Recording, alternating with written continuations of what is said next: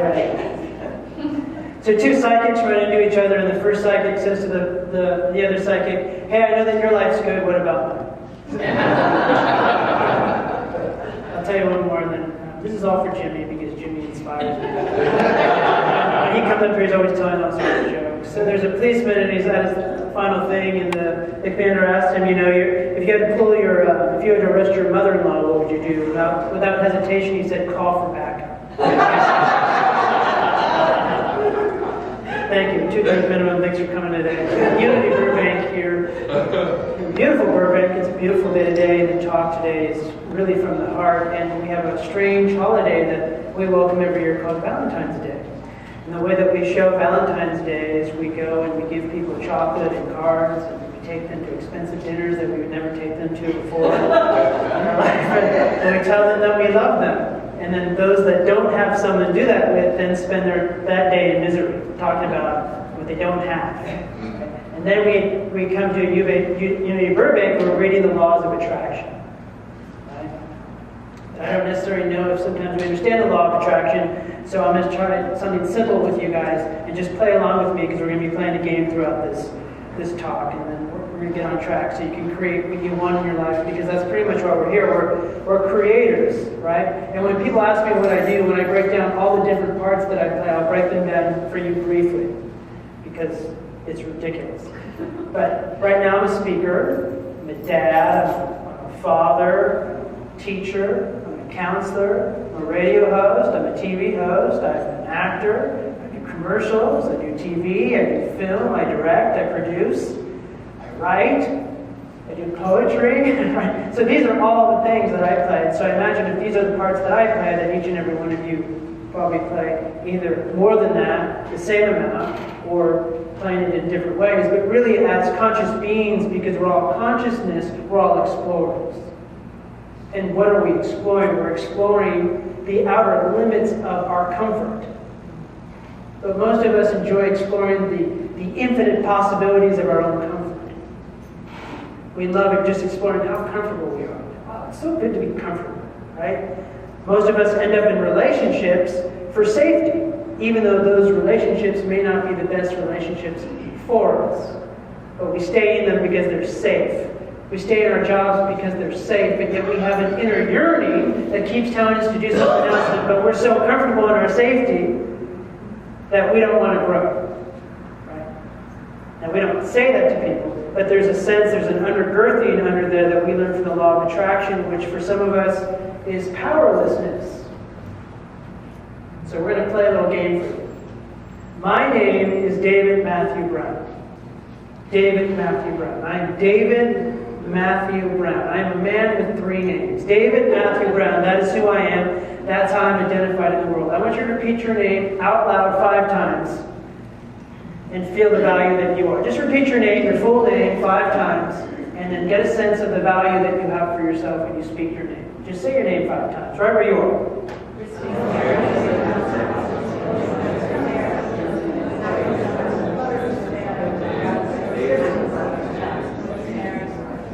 Now, if you can get a sense with that, the value that you feel about yourself. Were you insecure? Were you uncomfortable? Were you excited? Were you passionate? Were you like, I am of value, this is where I am? Because value is who you are already. Worth and low worth are only given by one person, you. So we are in a place right now, in a wonderful paradigm. And the paradigm is we are dropping and we are birthing ourselves from our mind to our heart. And it is a birth. Right? Most of you have a yearning to live from your hearts.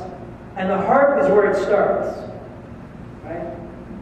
I wrote a children's book, and in the children's book, one of the kids goes, where do I start? The other kid goes, oh, I know where to start. Follow your heart. And they go on this adventure.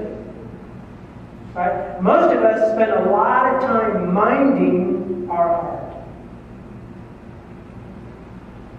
It's good to mind the heart. Right? The heart gets excited. Oh, I know what to do. And then the mind's like, no.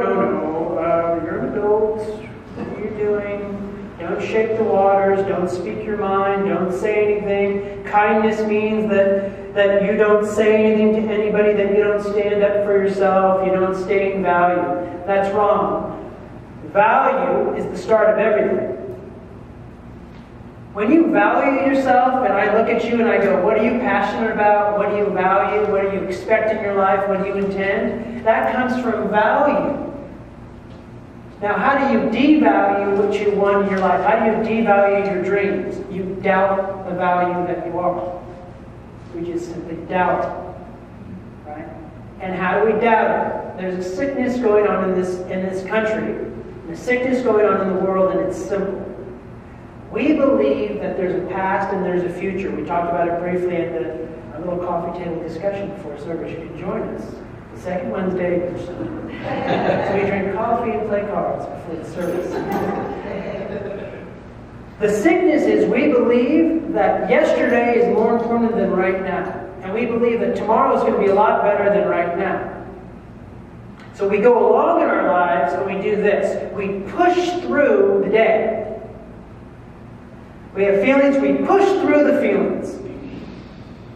We're in a situation in our life, in our jobs, in our work, and we push through it just so we can get to the end of the day. Right? What if you stopped pushing? When you're birthing, when you watch someone birth themselves or birth a child, right? What happens is there comes a time when they let it all go. They let go of the pushing, and the body takes care of the rest. There's an effortless ease to it. Now, to get to that point, what happens? There's anger, and frustration, and a lot of tears, and we get this thing out of me, right? And there's like all sorts of emotion, but that's okay. So when we come to Unity of Burbank, we come to a spiritual center, we begin to look at the place that we mingle in. And look at this beautiful place that you come to every Sunday, and you have beautiful music from Don and Tommy, and Christine and Jimmy gets up here, and Bob, and John's back there. And you have all these great people coming together. You have a oneness thing. I know I'm missing people. I got you all. But we're all on this. We're all community. And we support this community. And we support this church, this temple of God, because in essence, how you feel about this temple, how you give to this temple, how you support this temple, how you live your life in this temple is how you live your life in your body. There are many mansions in this place. Not there are many mansions in other people. Not they have a better life than you. There's no spiritual text that says somebody is better than you. Show me a spiritual text in Buddhist or Zen or Christianity or Judeo-Christian or Gnostics, anything. I dare you to show me something that says that you are of no value.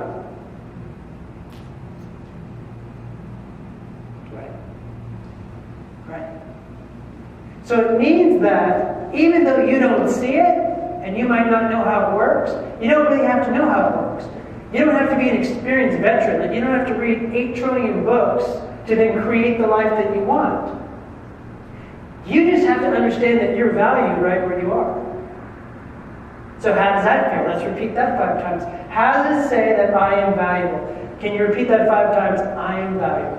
I am valuable. I am valuable. Let's say it like you mean. I am valuable. I am valuable. I am valuable. You're valuable. Now, from that place of value, what is it that you intend in your life? What is it that you expect? What is it that you want? What is it that you yearn for? Why not create from that place?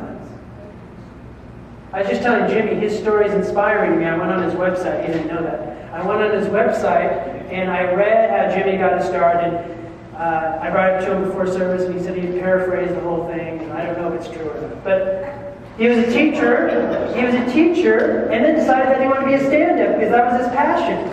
So you can only imagine that birthing process, all those emotions that were going in to go from something that you know to something that all of a sudden your body's calling for you to do. We've all been through that, right?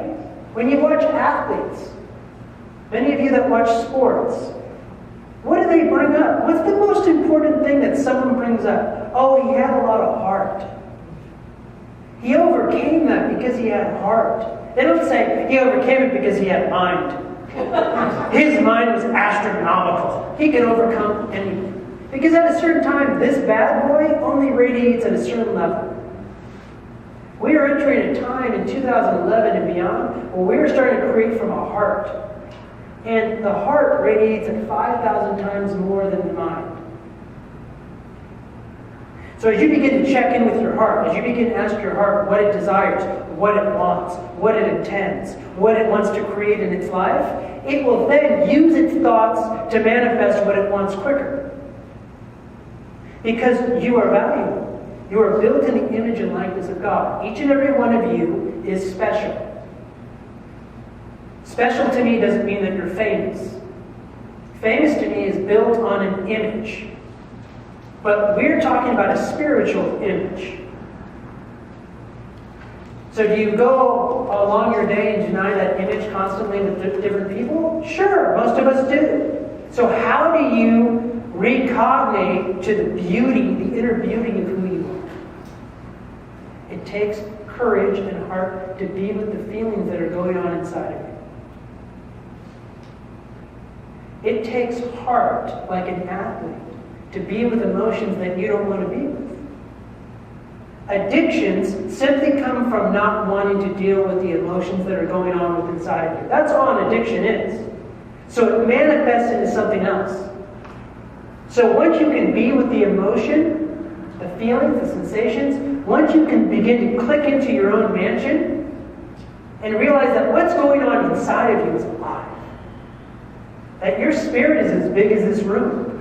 That some of you have pushed it into this body. You're going, but this is who I am. And the Spirit's like, let me out. And you're like, no, no, no, no. I like this comfort. It's good to be comfortable. It's very good to be in this place of comfort. Let me out, let me out, let me out.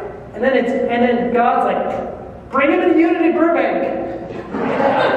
Bring him to the Self-Realization Center. Bring him to Agape. Bring him in here. They've got to get the message. They've got to understand that there is something that is birthing out of them right now. There is something inside of you which is calling out in a big way. And a lot of you right now are hearing that call and need to answer.